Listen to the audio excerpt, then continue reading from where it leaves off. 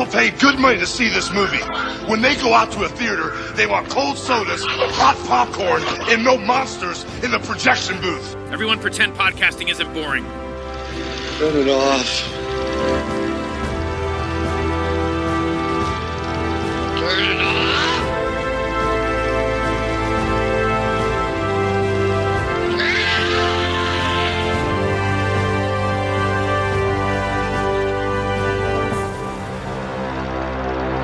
It was an ordinary flight turned extraordinary when a man in black, registered as D.B. Cooper, made a bomb threat.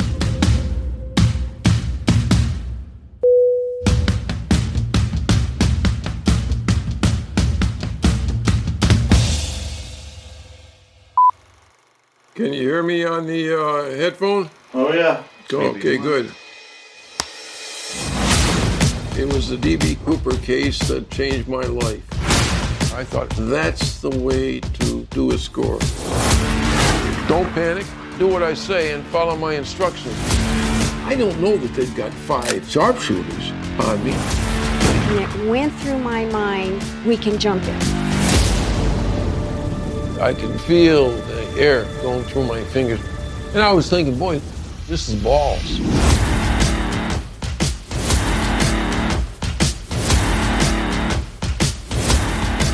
That car took off toward that airplane, and it was very, very clear to all of us there, it's going to crash into that plane.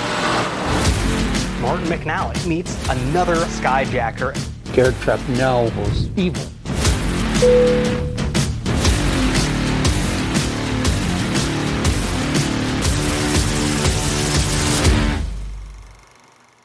Cut! Let's get the hell out of here. Hey folks, welcome to a special episode of The Projection Booth. I'm your host, Mike White. On this episode, I'm talking with Eli Kooris. He is the co-writer and co-director of the new documentary American Skyjacker. And we are also joined by Martin Mac McNally, who is the subject of the film.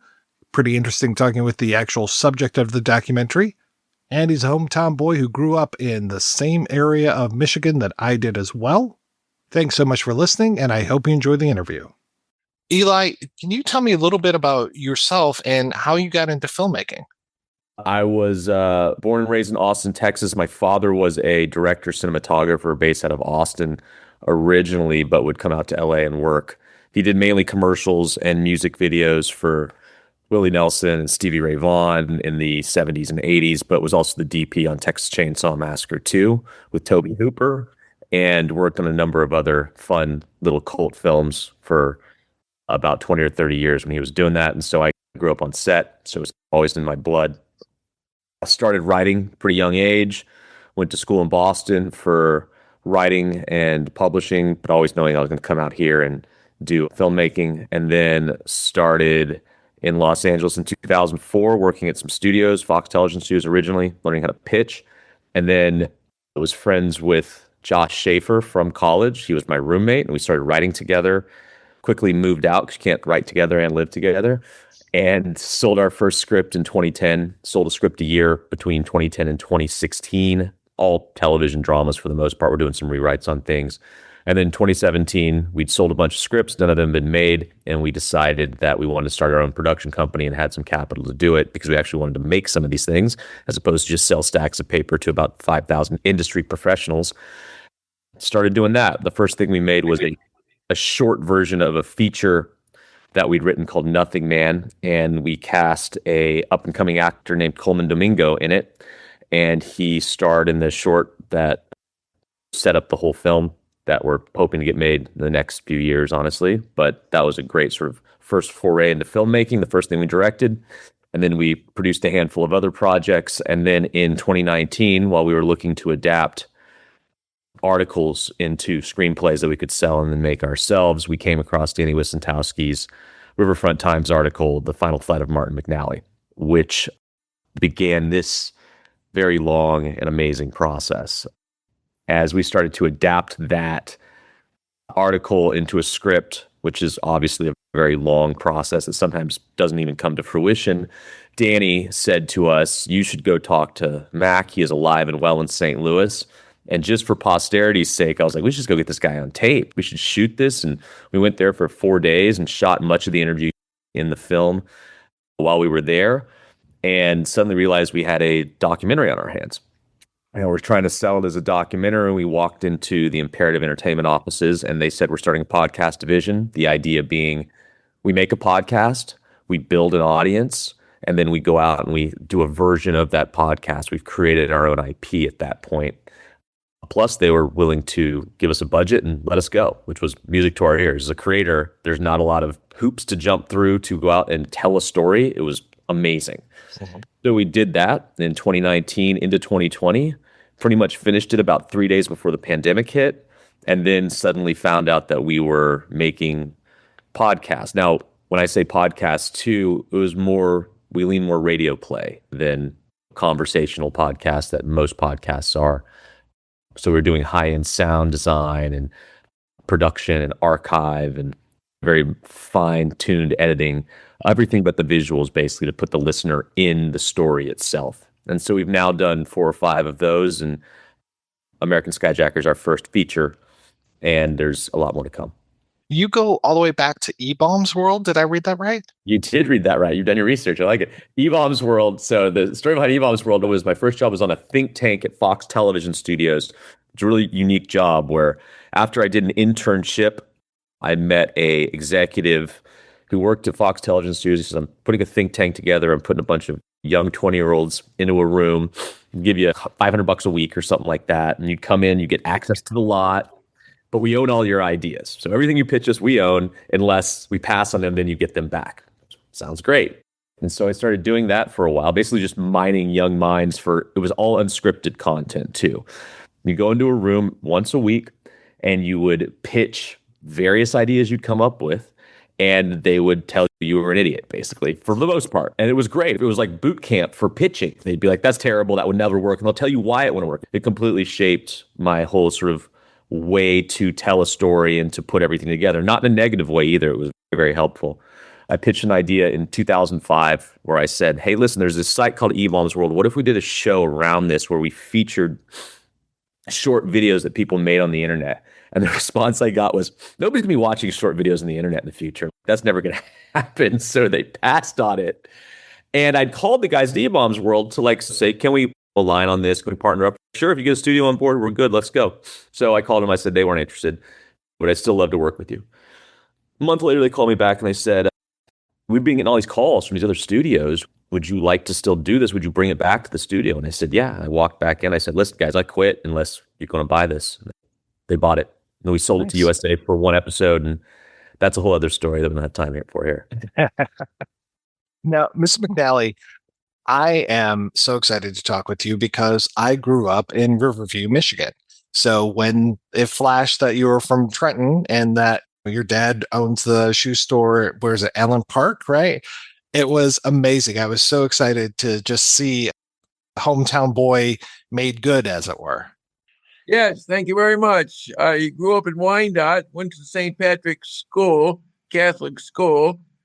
I was there until the 11th grade, first day of the 11th grade. How many times have you been approached to tell your story? Was this the first time? Oh, no, this wasn't the first time. I've been approached in the 90s, in the 20s.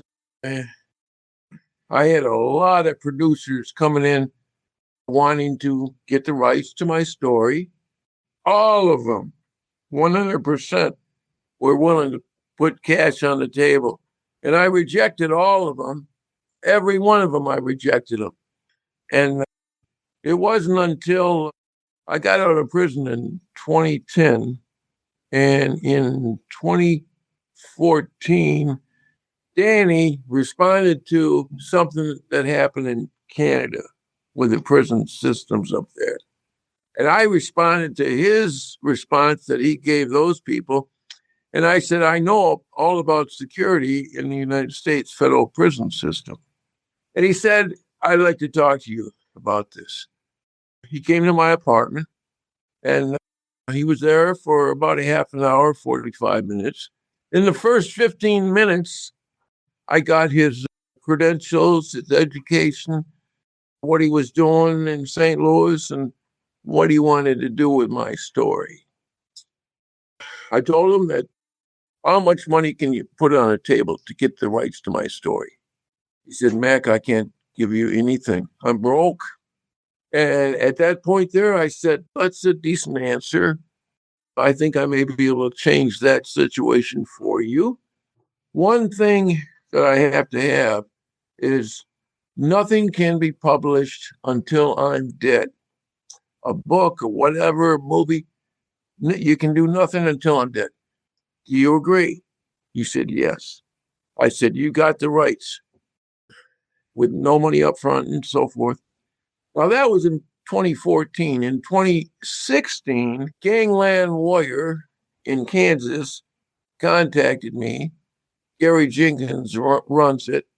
And he said he would like to talk to me about my case. I said, okay. So he came from Kansas to St. Louis with his partner that he worked with. And we talked for about 8 or 9 hours, from 10 o'clock in the morning until about 6 or 7 o'clock at night. When he first got there, he said, can I film this? I'd like to record it and everything. I said, sure. So I went out to the car, he pulled in all this equipment. He had 4 cameras set up to record everything. I got an agreement from him that he wouldn't do a movie on this. He wouldn't write a book about this, but he could post the verbal stuff on his site. He agreed to that. So he did that. Then a couple of weeks later, Danny came into my apartment. He was livid. I could see he was livid. He was mad. And he got wind of Gangland Warrior. And I told him, right, Danny, it's not like that. I'm not kicking you to the curb. You got the rights to my story. Those guys are not going to do a book or a movie or any of that stuff there. So relax. So he relaxed. But that's it. Producers wanted the story. Nobody got it. And Danny was broke. He said, that's okay. I'm not taking any money from anything about my life story. I had opportunities, 50 grand, 25 grand, 100 grand. No, I'm not taking anything. And I told Danny that anything that arises from what he does, the remunerations, he can keep it all. He gets it all. He said, you don't have to do that, Mac. I said, that's the way I want it. And I'm taking nothing. It goes to the credibility. I'm not doing my life story like this. And I got on this to rehabilitate Barbara and her daughter, Barbara Osler. So what was it like when Eli and Josh approached you? Danny approached me and he says, Mac, I would like you to work with Eli in Los Angeles, producers. They want to work on your story. And I says, Danny, do you trust them? He said, yes, I trust them. I says, are you sure? He says, yes, I trust them. This is a big deal, Danny. He says, yes. I said, okay, I'll work with them. So I've been working with Eli. They got the story. They got everything. They can write, do the story, TV series. They can do books, whatever they want to do. That's it. Eli, it's so fascinating that you do this as a podcast first and then a movie. How are you approaching the podcast and the narrative storytelling of that versus transforming this into a documentary film? What's really interesting about podcasts that we learned, at least the way we were telling it, was that you can go off on these tangential storylines that are incredibly fascinating, go down these proverbial rabbit holes, and people will still stay engaged because when you're listening to a storyteller, you're locked into it. When you're watching something, you're cutting constantly. It's easy to become disengaged for some reason. And I don't know the physical reasons for that, but that's just something we all experience and know. So the first thing we knew when we were making the adaptation was we had to keep this really tight because it's 6.5 hours of podcast over 10 episodes. And I'm biased, but I personally find it all engaging. And I think a lot of other people do too.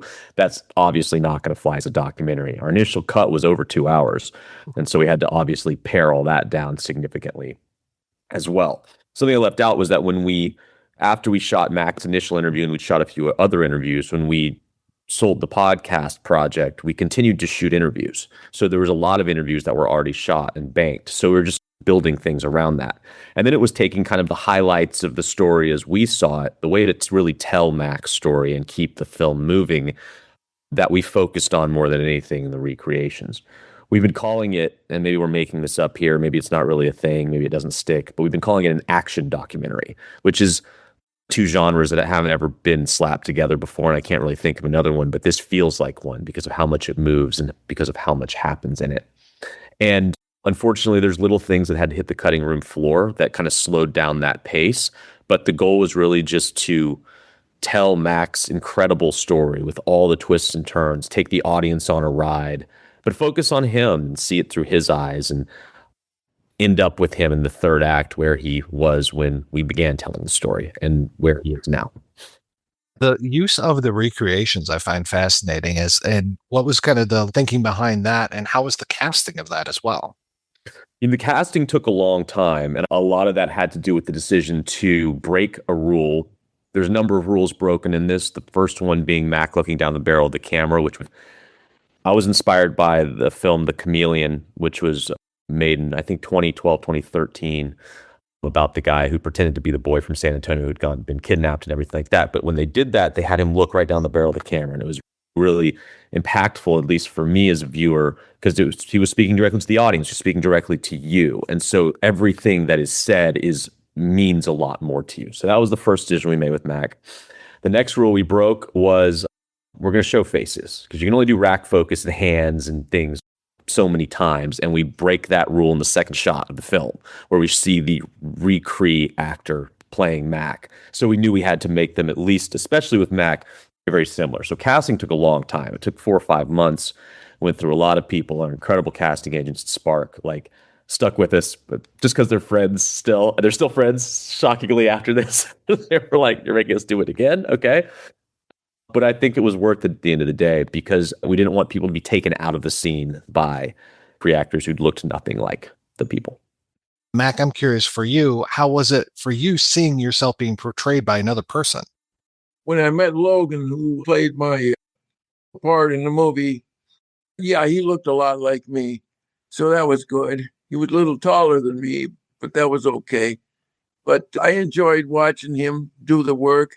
I gave him some pointers on what actually was said between me and my partner, Walter Pelikowski. And he took that to heart, and he played that dialogue when he did his scenes. But he did very well. It was interesting to see him with the other prisoners during the helicopter escape attempt at Marion. That was nice. Yeah, watching that helicopter come in, and he was there going, waving his hands. That's what we did, waving our hands at the prison at Marion, and nothing came in. The helicopter stopped in front of the prison. Yeah, we didn't get out. Yeah, that's quite a scene. Eli, how was that to shoot? That was a definitely unique one. We actually did the helicopter somewhere else, and then we used archive for the helicopter above the prison. The actual prison was a prison that it wasn't being used, so they gave us the whole prison for the day. Ironically, the cheapest location in the entire film was the entire prison we had for the whole day, which I was shocked by, because I was like, how am I going to do this? Especially for the budget we're on. There is a lot of structure in this where this story is incredible. Like, there are things that happen in it, and they're like, this can't be real. I can't believe this is actually happening. And we recognize that audience members might tune out because of that. So there's a structure here where we would go from the recre storytelling and Mac telling it, which is sort of the hybrid recre / documentary, and then we would anchor it all in actual archive. So when you see these ridiculous things, and then you see the picture of the AP of the car that crashed into the plane, or you hear Walter Cronkite talking about it, it's suddenly weighted in reality. And that's something we've sort of strove to do throughout the entire film. Air travel has changed so much, and I was so glad, Eli, that you brought in the person to talk about skyjacking and just like where the airlines were, and especially around the whole thing of security and where we were with that. Things have changed so much, especially after 9/11. But even just the idea of you, Max, sitting on a plane and a flight attendant coming over and saying, "What's your final destination?"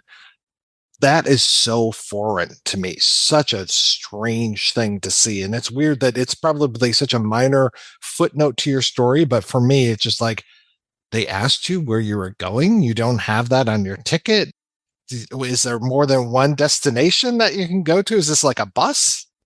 As the stewardess was coming down the aisle asking everybody, she was 2 aisles up, 2 seats up.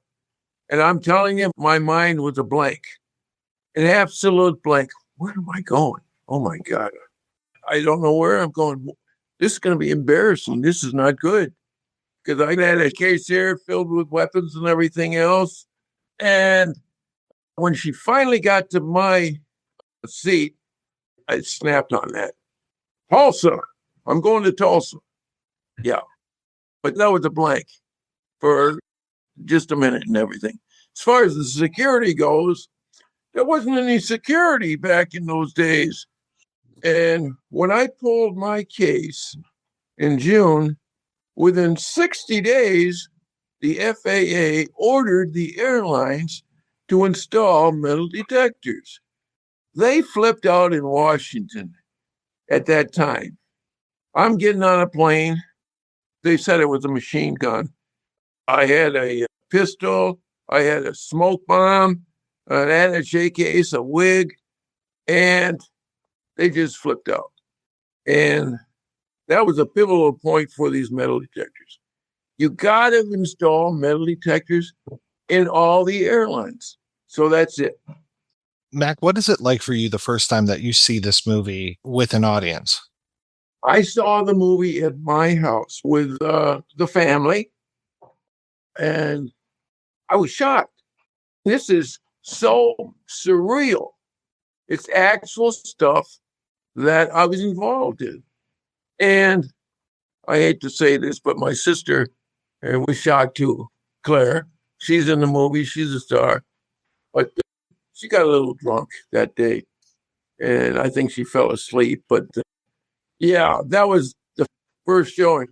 And then I saw it again within a couple of hours, and I really enjoyed it then.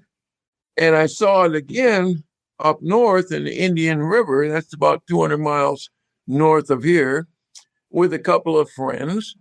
And I enjoyed it every time. Everybody who saw this movie, the family and up north, they loved it. I loved it. And I'm going to watch this movie again and again. It's a fantastic movie, and I really like it. I love the podcast, too.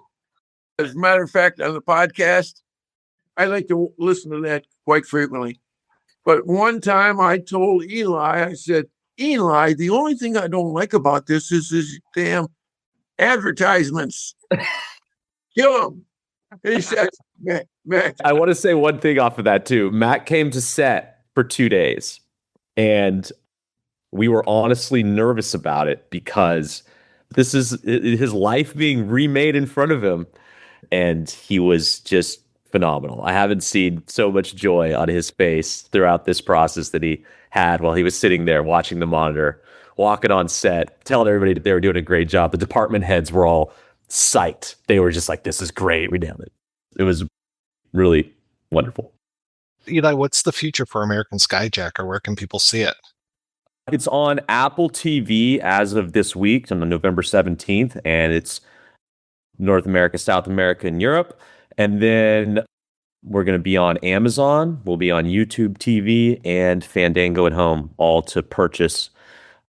And then you can also go to our own site and check it out there if you want to give money directly to independent filmmakers. Just watch.americanskyjacker.com. You can rent or buy it. It's just through Vimeo, so everything's safe. We're not taking your info.